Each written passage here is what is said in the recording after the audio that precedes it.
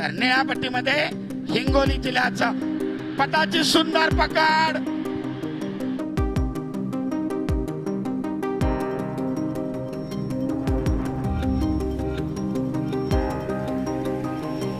महाराष्ट्र केसरी 2026चा थरार अखेर पार पडला. पुण्याजवळील वाघोलीत रंगलेल्या या स्पर्धेत नाशिकच्या हर्षवर्धन सदगीरने पुन्हा एकदा आपली ताकद सिद्ध करत महाराष्ट्र केसरीची गदा पटकावली. अंतिम फेरीत हर्षवर्धन सदगीर विरुद्ध महेंद्र गायकवाड अशी जोरदार लढत पाहायला मिळाली. शेवटच्या क्षणापर्यंत रंगलेल्या या चुरशीच्या सामन्यात हर्षवर्धनने 4-3 विजय मिळवत दुसऱ्यांदा महाराष्ट्र केसरीचा किताब जिंकला आणि डबल महाराष्ट्र केसरी होण्याचा मानही पटकावला. मात्र या स्पर्धेत हरूनही चर्चेत राहिला तो सोलापूरचा महेंद्र गायकवाड. फायनल पूर्वी माती विभागाच्या अंतिम फेरीत महेंद्रने सिकंदर शेखवर 3-0 मात करत दमदार एंट्री घेतली. पहिल्याच राऊंडपासून आक्रमक खेळ करत त्याने सिकंदरला कोणतीही संधी दिली नाही. पण या कुस्तीपेक्षा जास्त चर्चा झाली ती एका वेगळ्याच कृतीची. सिकंदरला पराभूत केल्यानंतर महेंद्र गायकवाडने थेट त्याच्या पाया पडून हात जोडले. महेंद्रच्या या कृतीने प्रेक्षकही अवाक झाले. इथे कुस्तीतील स्पर्धा संपली पण संस्कार जिंकले. या दोघांमध्ये कुस्ती कशी रंगली होती पहा. तर निळ्या पट्टीमध्ये हिंगोली जिल्ह्याचं पटाची सुंदर पकड.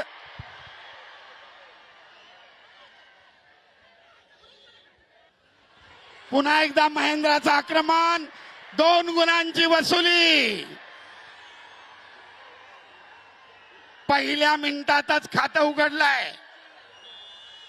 ताबा मिळवत 2 गुण घेतलेत महेंद्रानं. आपलं 2-0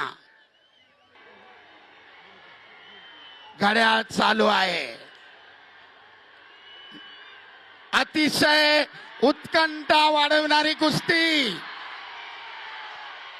बोल बजरंग बली की, छत्रपती शिवाजी महाराज की. सगळे खाली. पैलवान निकाल द्या. सनी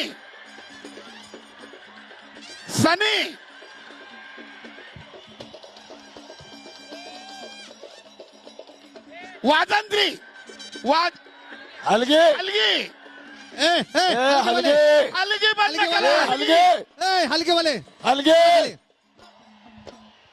अरे संजू अलगी बंद कर.